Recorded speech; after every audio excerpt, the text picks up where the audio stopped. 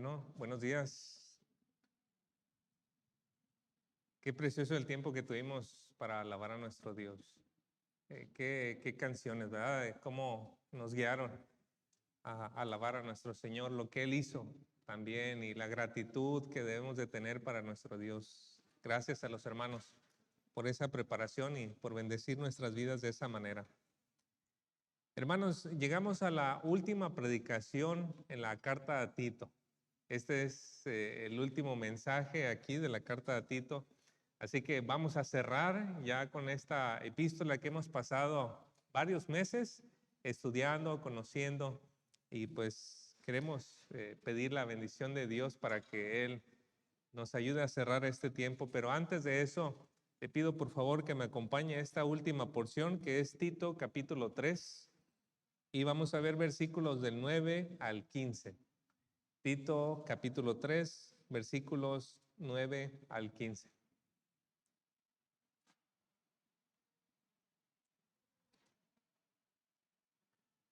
Cuando lo encuentre, quiero pedirle, por favor, si me acompaña poniéndose de pie y mientras doy lectura a la escritura, por favor, para que usted me siga con su vista en esta porción.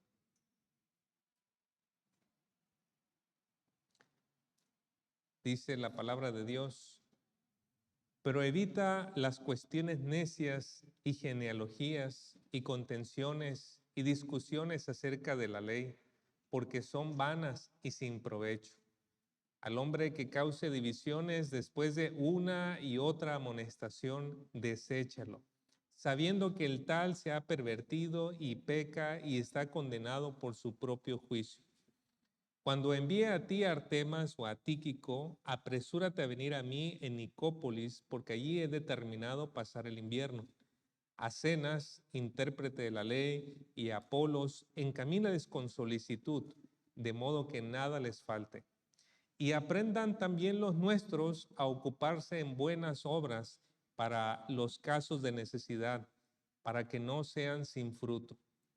Todos los que están conmigo te saludan. Saluda a los que nos aman en la fe. La gracia sea con todos vosotros.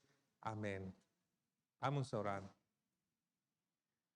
Gracias, Dios y Padre nuestro, por habernos guiado a lo largo de toda esta carta en el estudio.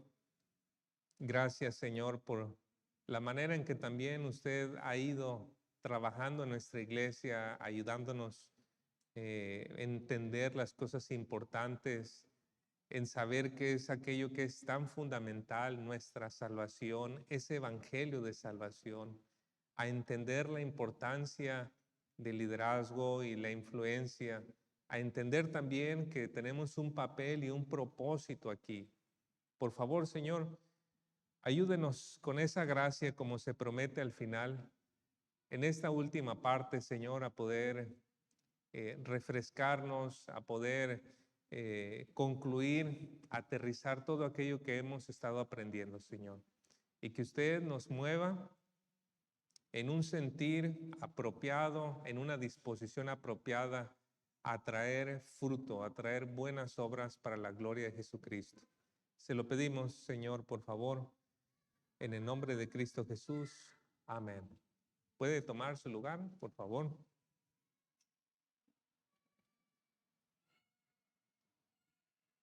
El escritor del fragmento que acabamos de leer hace un momento, pues usted sabe, ¿verdad? Es el apóstol Pablo. Y lo sabemos porque desde el capítulo 1, versículo 1, él se presenta como el escritor de esta carta. Y este hombre era un hombre que antes de estar en el servicio a Cristo tenía una trayectoria bien trazada para su vida. Y fíjese, no era una trayectoria para servir a Cristo. Pablo, antes de Cristo, aspiraba a ser uno de los más, si no es que el más importante líder dentro de la religión judía. Usted considere, por ejemplo, Pablo tenía pedigrí en su familia. Él venía desde la descendencia de Saúl, del rey Saúl. Tenía muy buena educación, instruido a los pies de Gamaliel.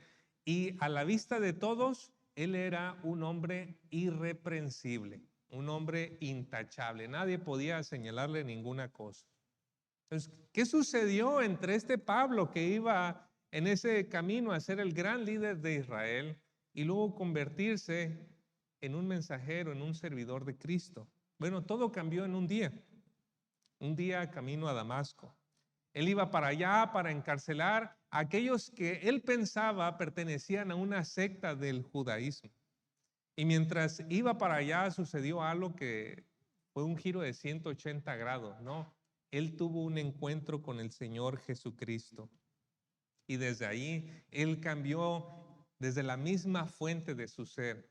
Cambiaron sus prioridades, cambiaron sus amistades, cambiaron sus emociones, cambiaron tantas cosas en el apóstol Pablo que la gente alrededor, ¿sabe qué decía acerca de él? De acuerdo a Gálatas 1:23, mira, la fe que este hombre perseguía, ahora la proclama. Dio un giro completamente de ser un perseguidor a ser un proclamador de la palabra de Dios. Con más tiempo, Pablo entendió lo que había sucedido con él en ese camino hacia Damasco. Dios le había mostrado cuál era la gravedad de sus pecados.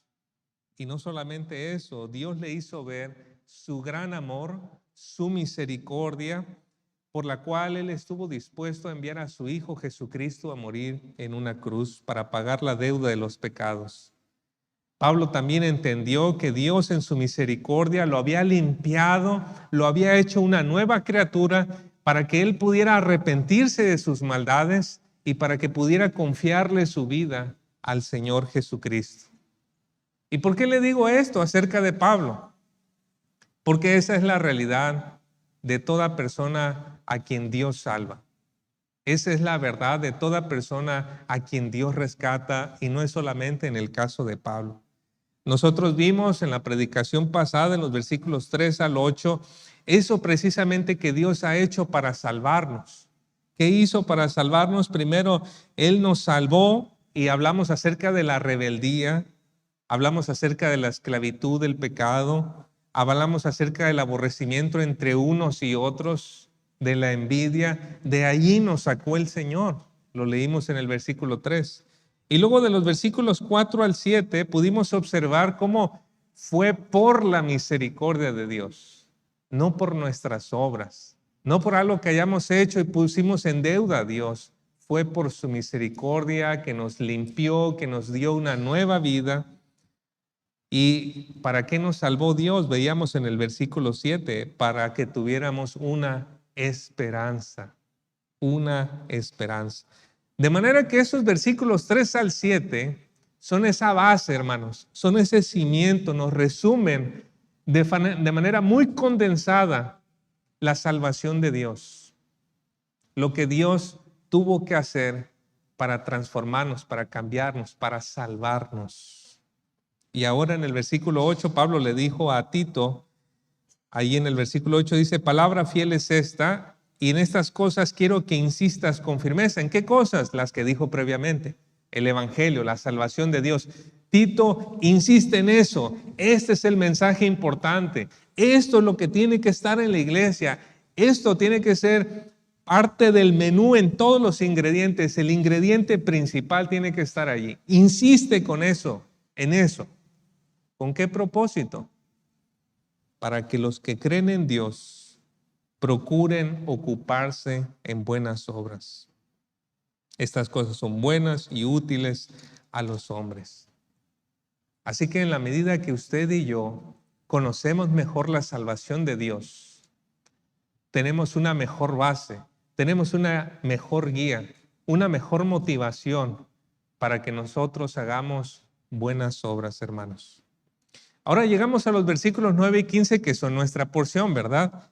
Y en esos versículos 9 al 15 vamos a ampliar el punto de las buenas obras.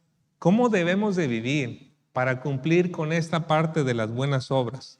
Por eso titulé el sermón del día de hoy, la predicación, soy salvo. ¿Y ahora qué? ¿Verdad? Ya conocí a Cristo. ¿Y qué sigue para mí? ¿Para dónde voy? ¿Qué tengo que hacer? Bueno, la respuesta más sencilla a esa pregunta es, somos llamados para una vida fructífera. para una vida fructífera. Y quiero exponer esta porción en 2 puntos, hermanos. Primero, quiero hablarles de lo que se debe evitar y en segundo lugar, les quiero hablar de lo que se debe procurar a fin de que tengamos una vida fructífera. Veamos lo primero entonces, lo que se debe evitar. Y lo primero que debemos evitar, hermanos, son enseñanzas vanas y sin provecho. Mire ahí en el versículo 9, Tito 3:9, ahora sí nuestra porción. Pero evita las cuestiones necias y genealogías y contenciones y discusiones acerca de la ley porque son vanas y sin provecho. La Nueva Traducción Viviente traduce esa parte de evita como no te metas. Y si usted busca la palabra en el original, significa dale la vuelta. Dale la vuelta ¿a qué? A las cuestiones necias, a las genealogías, contenciones, discusiones acerca de la ley. Y todas estas cosas de las que habla Pablo, no tenemos demasiada información para saber exactamente cuáles eran todas esas enseñanzas. Pero si usted mira las cartas que Pablo le escribió a los pastores, se va a dar cuenta que tanto a Timoteo como a Tito les dijo lo mismo. No presten atención a esas cosas. Mire, por ejemplo, 1 Timoteo 1:4. Le escribe a este pastor, le dice, no dejes que pierdan el tiempo en debates interminables sobre mitos y linajes espirituales. Esto solo conduce a especulaciones sin sentido alguno que no ayudan a la gente a que lleve una vida de fe en Dios. Evita, ¿verdad? Y luego en 2 Timoteo 2:23, pero rechaza los razonamientos necios e ignorantes sabiendo que producen altercados. Y nosotros vamos a seguir el mismo consejo del apóstol Pablo. Le vamos a dar la vuelta a esas cosas. ¿Qué son y qué esto y el otro? Pueden ser muchas cosas. Le vamos a dar la vuelta, pero lo que nos vamos a concentrar es qué tenían en común estas enseñanzas. ¿Qué tenían en común estas cosas que eran tan peligrosas para la iglesia del primer siglo? Y ahí nos dice Tito 3:9, porque son vanas, ¿y qué dice? Y sin provecho. Ese es el asunto que está en el meollo de estas enseñanzas. Así que pueden tener diferente etiqueta desde el siglo I hasta el siglo XXI, pero lo que hay en la base de estas enseñanzas que deben de ser desechadas es que son vanas y sin provecho.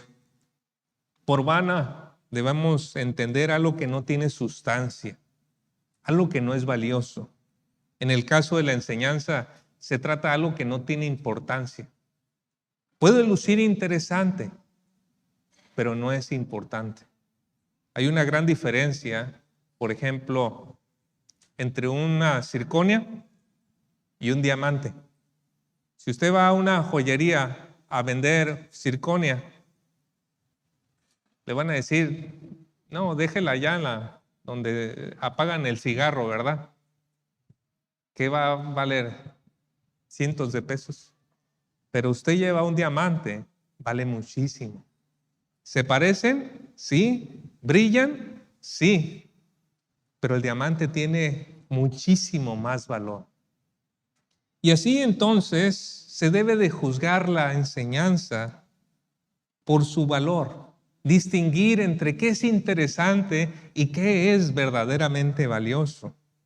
¿Y cómo reconocer una enseñanza valiosa, pastor? Bueno, puedo pensar en 3 cosas. Primero, una enseñanza valiosa te va a llevar a conocer mejor a Dios, más profundamente. Cómo amarlo, cómo seguirlo, quién es Él, lo que Él ha hecho, sus pactos, sus promesas, su carácter. Una enseñanza valiosa te va a llevar a eso. Una enseñanza valiosa está estrechamente relacionada con el Evangelio. ¿Qué hizo Cristo para salvarnos? ¿Cómo es nuestra condición de pecado? ¿Cuál es esa esperanza que tenemos? Esa es una enseñanza valiosa. Y finalmente una enseñanza valiosa es aquella que edifica y protege a la iglesia, que es lo que estamos haciendo aquí. Esa es una enseñanza valiosa cuando la iglesia puede decir, esto me ayudó, esto realmente fue útil para mi vida. me ha protegido de los peligros de afuera y me está ayudando a crecer en los caminos del Señor. Así que debe juzgarse la enseñanza por su valor, pero también dice nuestro texto por su provecho, es decir, por su utilidad.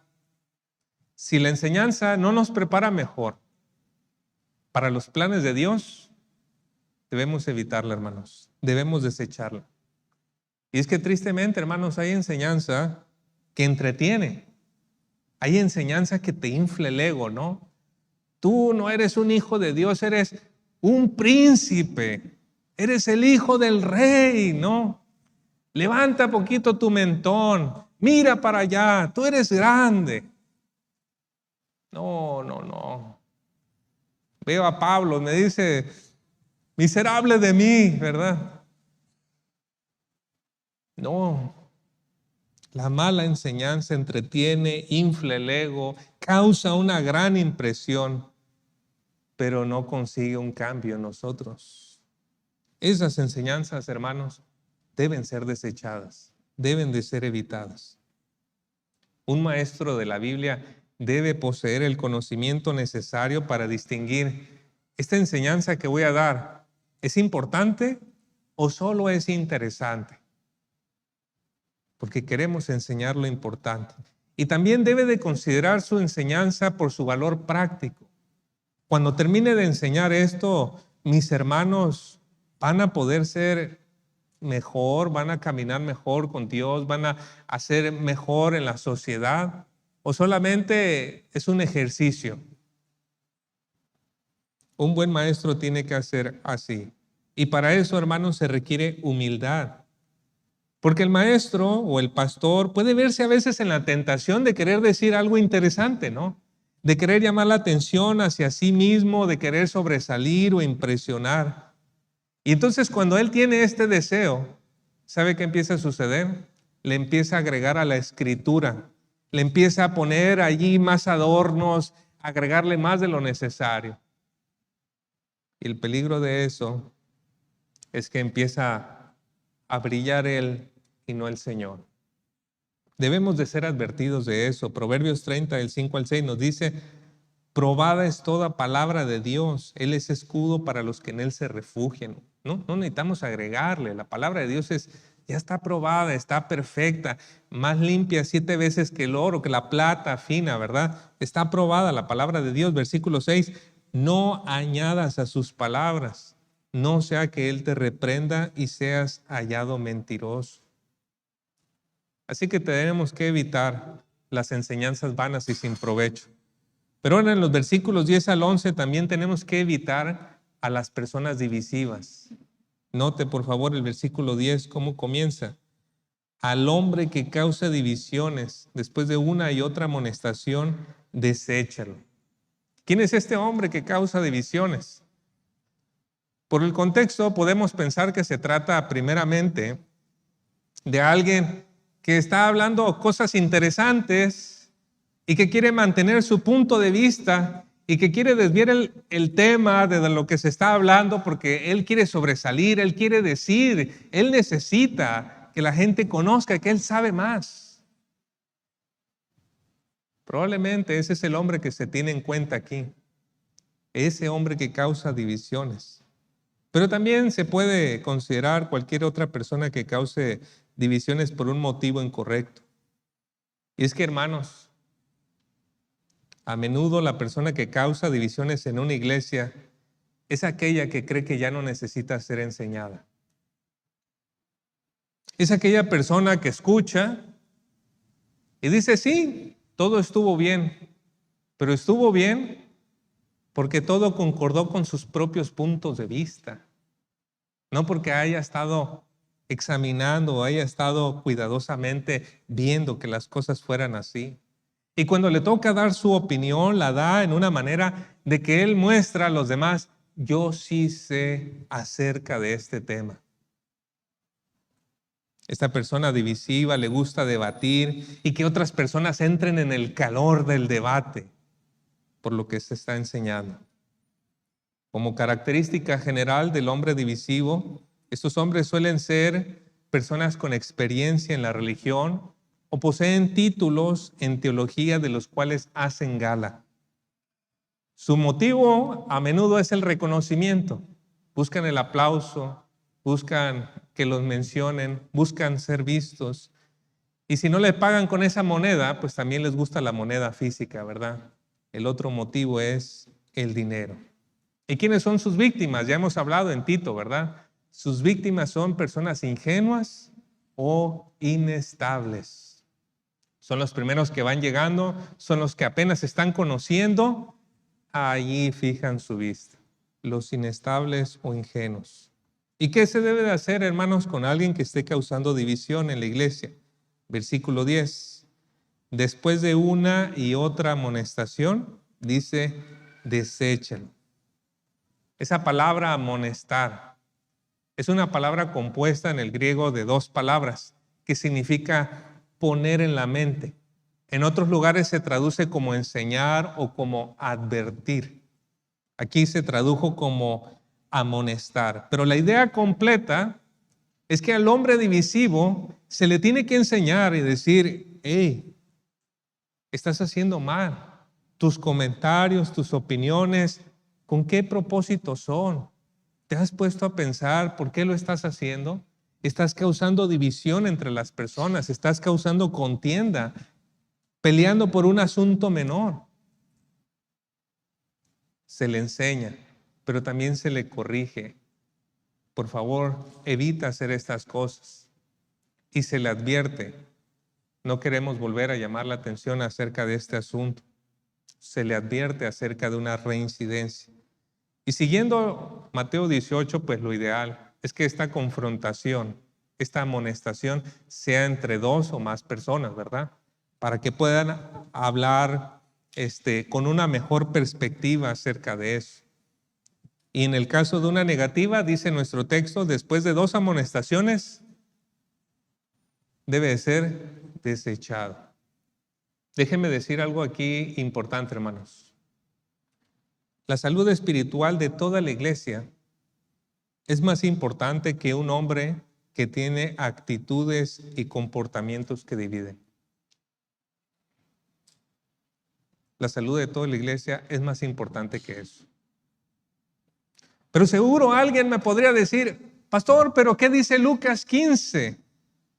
¿No nos habla acaso de aquel pastor que dejó las 99 ovejas por ir por esa oveja? ¿No debería el pastor entonces ir por esa oveja rebelde hasta poder ponerla sobre sus hombros y traerla de nuevo al redil? ¿No debería hacer eso? Pero déjenme le digo algo, hermanos. Ese tipo de razonamiento solamente entorpece la obra de Dios. No me quiero desviar mucho del tema, pero el punto principal de la parábola en Lucas 15, hermanos, es que la oveja perdida está arrepentida, a diferencia de las 99 que no lo están. Usted puede leer eso en Lucas 15, 7, que es esa oveja por la que va el pastor, ¿no? Entonces, esta parábola que se utiliza tanto tristemente para atacar a los pastores, de excluir a los rebeldes divisivos, precisamente apoya el punto de los pastores, que no deben de prestarle atención a los que no se quieren arrepentir. De eso se trata la parábola. Y ese era el ministerio de nuestro Señor Jesucristo. Los líderes no se querían arrepentir, pues ellos quedan afuera. Él va por las prostitutas, por los cobradores de impuestos que sí se habían arrepentido, ¿no? Una dificultad más que se presenta ante la amonestación a las personas divisivas es que a veces el acusado, el amonestado, se ve a sí mismo como una víctima, no como un victimario. Empieza a culpar al pastor, empieza a culpar a las cosas como se hacen en la iglesia, en lugar de reconocer que él tiene el problema, tiene el error. Pero el divisor, hermano, debe ser amonestado por su rebeldía hasta 2 veces. Y estas 2 veces se tienen que hacer por varias razones, pero una de ellas, hermanos, es para quitar de dudas de que el problema sea la iglesia o el liderazgo. Porque si se hace correctamente, hay una promesa, o bueno, hay una seguridad. En el versículo 11 nos dice, el problema no es la iglesia, no es el liderazgo, no eres tú, Tito. Versículo 11 dice, sabiendo que el tal se ha pervertido y peca y está condenado por su propio juicio. Entonces, aunque alguien pueda señalar a muchos lugares y no se quiera señalar a sí mismo como el culpable o el responsable, si se hizo debidamente estas dos amonestaciones, Pablo le dice a Tito, Tito, ten la seguridad. Tienes que saber esto, Tito. Y está en enfático, está en verbo perfecto ahí, es enfático eso. Tienes que saber esto, Tito. Tú no eres el problema. Y esto es importante, hermanos, porque ¿sabe qué sucede cuando se tiene que confrontar a un líder? Cuando se tiene que confrontar a alguien divisivo, ¿sabe qué sucede? Las cosas no mejoran. Se ponen más feas. Y por eso muchos mejor prefieren torear al divisivo, ¿verdad? Darle por ahí por su lado, darle un pequeño ministerio para que allá desvíe a los demás y mientras acá siguen trabajando a gusto. Pero no, hermanos, se tiene que confrontar. Es por la salud de la iglesia. La persona divisiva se ha convertido en una manzana podrida y si permanece va a infectar a los demás con su veneno. Ahí nos dice en Tito 3:11, sabiendo que el tal se ha pervertido y peca y está condenado por su propio juicio. La Nueva Traducción Viviente dice se ha desviado de la verdad. La palabra también puede traducirse como que se ha corrompido. El meollo del asunto es que esta persona ya se ha dañado tanto él mismo. Él mismo se ha estado engañando con su pecado, con su mentira, que ahora es incapaz de ver la verdad. Y como no puede ver la verdad, solamente puede continuar pecando, sosteniendo su propio punto de vista, dañando a todos los demás. Por eso, él da las razones para ser condenado. Y amados hermanos, gran parte del problema de una persona divisiva es la soberbia. Es la soberbia. Ese es un pecado, es un cáncer muy agresivo y debe ser extirpado para que no nos desviemos de la verdad. Tristemente, hermanos, hablando con otros pastores, podemos reconocer que varios varones se han convertido en el hombre divisivo de su iglesia por causa de la soberbia, por causa de querer sobresalir, por causa de querer verse mejor frente a otros o que otros. Y tenemos que tener cuidado con eso. Tenemos que tener cuidado con eso. No dejemos que esas actitudes suban al corazón. Dicho esto, hermanos, ya tenemos una idea bastante clara de lo que tenemos que evitar, ¿no? La mala enseñanza, estos falsos maestros, pero ahora, y esta es la parte que me gusta, ¿verdad? La parte más positiva. Ya aquí es donde soltamos el aire. Vamos ahora lo que se debe procurar. ¿Qué debe procurar una iglesia para ser fructífera? Bueno, lo primero que se debe procurar son relaciones de ministerio profundas. Mira ahí versículos 12 y 13. Note por favor los nombres, de todas maneras están subrayados. Dice, cuando envía a ti Artemas, está otro nombre por ahí, Tíquico. Si pasamos al versículo 13, habla de un tal Zenas y luego habla de otro que se llama Apolos. Y es que el apóstol Pablo, hermanos, era un hombre que sabía trabajar bien a solas, pero que se rodeaba de personas para servir mejor al Señor. Y se ve que él trabajaba con personas a un nivel de confianza muy profundo. Mire, Pablo le dice, te voy a enviar a Artemas o a Tíquico. Y la idea es que ellos van a ir en representación mía. Yo no sé usted, hermano o hermana, si tuviera que mandar a alguien en su lugar para una situación sumamente delicada, usted escogería muy bien, ¿verdad? O tal vez diría, no, mejor que yo voy, ¿verdad? No voy a hacer que pase alguna situación allí, mejor yo voy. Pero Pablo tenía gente en quien confiar. También se preocupaba por su equipo. Ahí dice que Tito, para que se reúna en Nicópolis. Y se ve que en su equipo no había espacio para la envidia. Zenas dice que era un intérprete de la ley, ¿verdad? Ahí lo acabamos de leer. Y Apolos, hermanos, Apolos no necesita presentación. Un orador excelente de la palabra, un excelente predicador. ¿Y sabe qué dice Pablo acerca de ellos? Le dice a Tito, cuando lleguen, por favor, que no les falte nada. Pablo no está diciendo, ¿sabes qué? Pues todas las ofrendas para acá. No. Le dice a Tito, estos hombres sirven a Dios, por favor, encamínenlos, ayúdenles para que sigan llevando la palabra de Dios. La amistad de Pablo con estos hombres era profunda, porque en el centro de su amistad estaba el evangelio. Y probablemente entre ellos había diferencias en sus temperamentos y carácter, pero el evangelio los unía más que la sangre, hermanos.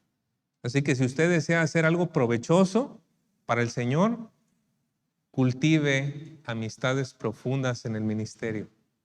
Cultive amistades profundas. Otra cosa, haga planificación estratégica. Mire versículos 12 y 13.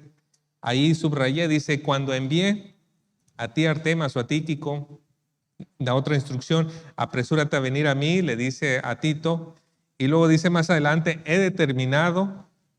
Y luego versículo 13, encamínales. Todas estas son planificaciones y planificaciones estratégicas. Pablo sabía que su tiempo era corto y que el tiempo de los demás era valioso, era importante. Así que él no iba a desperdiciar ni su tiempo ni el tiempo de los demás y por eso planificaba. Como nos dice Colosenses 4:5, andad sabiamente para con los de afuera, aprovechando bien el tiempo. Hermanos, si queremos hacer cosas provechosas para el Señor, tenemos que planificar. Yo sé que una grandiosa virtud del mexicano es la improvisación, ¿no? Ese es como algo, sobresalimos en todo el mundo en la improvisación. Ni Disney hace las cosas que podemos hacer a la hora de improvisar. Es increíble. Pero hermanos, si queremos hacer cosas efectivas para el Señor, tenemos que planificar. Hubo guerras en la Biblia que terminaron con una sola flecha, hermanos. Una sola flecha en la persona indicada, el rey. Le dieron al rey, murió el rey, ¿qué seguimos haciendo? Vámonos, ¿para qué seguimos peleando? Y vale más, hermanos, pensar, orar, planificar, considerar y lanzar esa flecha en ese lugar. Y puede tener muchísimo más impacto que 1000 flechas en el aire. Así es como Pablo también planificaba. Era el invierno y bueno, él tenía que encontrar un lugar de descanso porque en la parte de Europa y Asia Menor era un frillazo en el invierno. Entonces, un lugar para descansar, para tener un ministerio tranquilo. Le ofrece a Tito también venir para que él también tenga un tiempo después de tanto golpeteo en la iglesia. Vente para acá, Tito. A los demás los envía en diferentes lugares. ¿Qué es lo que tienen que hacer? ¿A dónde tienen que ir? Planificación, hermanos. Una tercera cosa que es provechosa también y la que nos debemos ocupar es en buenas obras. Versículo 14. Y aprendan también los nuestros a ocuparse en buenas obras para los casos de necesidad, para que no sean sin fruto. Pero llamo su atención en esa palabra, aprendan. Pablo no se hubiese visto en la necesidad de dar esa orden, porque es una orden, si la generosidad fuese natural en cada uno de nosotros. Y es interesante que Pablo no le dio la orden a Tito. Tito, enseña a la iglesia acerca de la generosidad. Pero le dijo que aprendan ellos a ser generosos. Es como cuando usted está en una reunión con sus amigos, ¿no? Y le va a decir algo al que está al lado de usted, pero quiere que los demás sepan. Así es Pablo, ¿no? Está diciéndole que aprendan. Está como lanzando allí el reto, el desafío, la exhortación al resto de la iglesia. Y es que la generosidad es algo que se necesita aprender, hermanos. pero en la realidad es la última clase que queremos tomar, ¿verdad? No, primero quiero la clase de cómo predicar, cómo enseñar, cómo ser ungido, cómo cantar bonito. La última clase, por favor, déjame la de generosidad. Y a veces nos perdemos una gran bendición, hermanos, porque Hechos 20:35 nos dice: en todo les he enseñado que trabajando así se debe ayudar a los pobres y recordar las palabras del Señor Jesús que dijo: más bienaventurado es dar que recibir. La orden indirecta de Pablo a la iglesia requiere que la iglesia use discernimiento para involucrarse en las cosas que Dios está haciendo o quiere hacer. Ahí dice en el versículo 14, y aprendan también los nuestros a ocuparse en buenas obras. Debería de ser innecesario tener que definir estas dos palabritas, pero hermanos, es bien importante entenderlas. Buenos o buenas aquí denota algo que es bello, que es honrado, que es correcto. Pero no es suficiente quedarnos allí. Más particularmente las buenas obras son cosas que Dios está haciendo y que nosotros entramos en consonancia con Él. Quiero pedirle que imagine por un momento esta situación.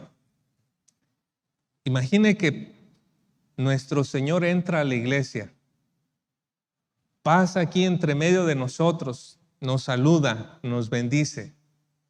Y luego se va por aquella puerta y va allá atrás. Y de repente agarra una manguera y empieza a regar los arbolitos. Hermanos, yo les pregunto, ¿qué será la buena obra hacer en base a eso que estamos viendo de nuestro Señor? ¿No iríamos acaso inmediatamente, Señor, déjame te ayudo, ¿no? Déjame traigo una cubeta para que lo hagamos más rápido y reguemos los árboles? Estaríamos ayudándole, porque entendemos, bueno, Él está dedicando su tiempo y su atención allí tenemos que ir. Ahora imagínense que eso lo hiciera el Señor varios domingos. Estuviera viniendo y haciendo la misma cosa. ¿Qué haríamos? Iríamos con Él, estaríamos regando allí, no entenderíamos qué. Pero ya se acerca julio y viene la cosecha de mango, ¿verdad? Y entonces el Señor agarrara un mango, ya por tanto tiempo que lo regó y todo, cortara el manguito y dijera: me encantan tanto los mangos que produce este árbol, que por eso vine a regarlo. Y gracias por venir a ayudarme. Y corta otro mango y se lo da a usted y él come. ¿A poco no sabe delicioso? Y hermanos, no es diferente. Donde Dios pone su atención, donde la palabra de Dios nos indica, esto es lo que agrada al Señor. ¿Qué es lo que tenemos que hacer? Ir allí, ver eso, Él está regando eso vamos a regar, porque ahí es donde Dios está haciendo, ahí es donde Dios está trabajando. ¿Y qué es lo que sucede? Después Dios nos invita a disfrutar también de la cosecha. El fruto que trae gloria, alabanza y gozo a Dios, Él también nos dice: ven y disfruta de esto. Tito 3:14 dice: aprendan también los nuestros a ocuparse en buenas obras para los casos de necesidad, para que no sean sin fruto. Qué pena pasaríamos, hermanos, si sabemos que al Señor le gustan tanto los mangos de ese árbol particular, y entonces pasara noviembre, diciembre, no lo regamos, enero, febrero, marzo, no lo regamos, abril, mayo, no lo regamos, y viene el Señor y ya no salió la flor del mango, ya no se polinizó, no salieron los manguitos ni nada, y luego el Señor se presenta en julio y dice: quiero unos mangos. ¿Qué vamos a decirle? Podemos ir a la tienda, Señor. No, pero a mí me gustan esos. Tenemos que trabajar para aquellas cosas que le agradan al Señor. Y los pastores, amados hermanos, tenemos una gran responsabilidad en esto, para que ustedes conozcan esto agrada al Señor. Y para que tengamos una visión en común de decir: hermanos, podemos ver que Dios está fijando su mirada en esa dirección. Tenemos que ir allá. Si Dios está regando ese árbol, quizá ahora quiere guanábanas. Si tal vez quiere, no sé, alguna otra fruta y Él está regando ese árbol, tenemos que ir para allá. Eso es lo que nos enseña el versículo 14, esas necesidades. Y ya por último, en el versículo 15, Pablo se despide con estas palabras: todos los que están conmigo te saludan. Saludan a los que nos aman en la fe. La gracia sea con todos vosotros. Amén. Aquí es donde quiero comenzar a concluir, hermanos. Pablo pidió al final, la gracia sea con todos vosotros. Y es que eso es lo que necesitamos. Necesitamos la ayuda de Dios. Toda la carta nos ha venido desafiando. La carta fue escrita para corregir a una iglesia que fue afectada por los falsos maestros. Entonces le escribió a Tito cómo enderezar a esta iglesia que se había desviado, que se había paralizado por causa de las falsas enseñanzas. La gente se había vuelto tan ensimismada, discutiendo cosas así, en lugar de mirar hacia afuera y ayudar a las personas y ser de bendición. Entonces Pablo escribe esta carta para corregirla.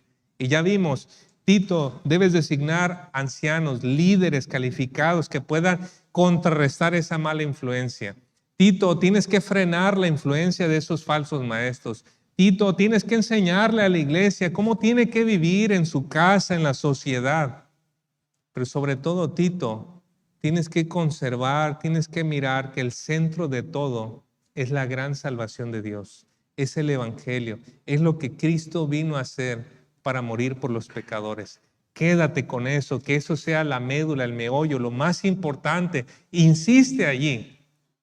Porque solo de esa manera va a haber una iglesia sana y va a haber una iglesia que impacte hacia afuera.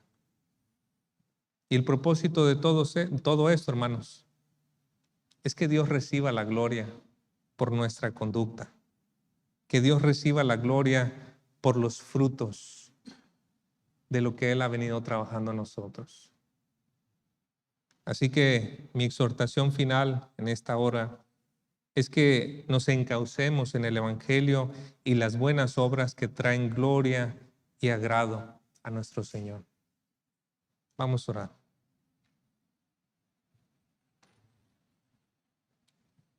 Padre nuestro, tanto tiempo hemos mirado hacia nosotros mismos, Señor,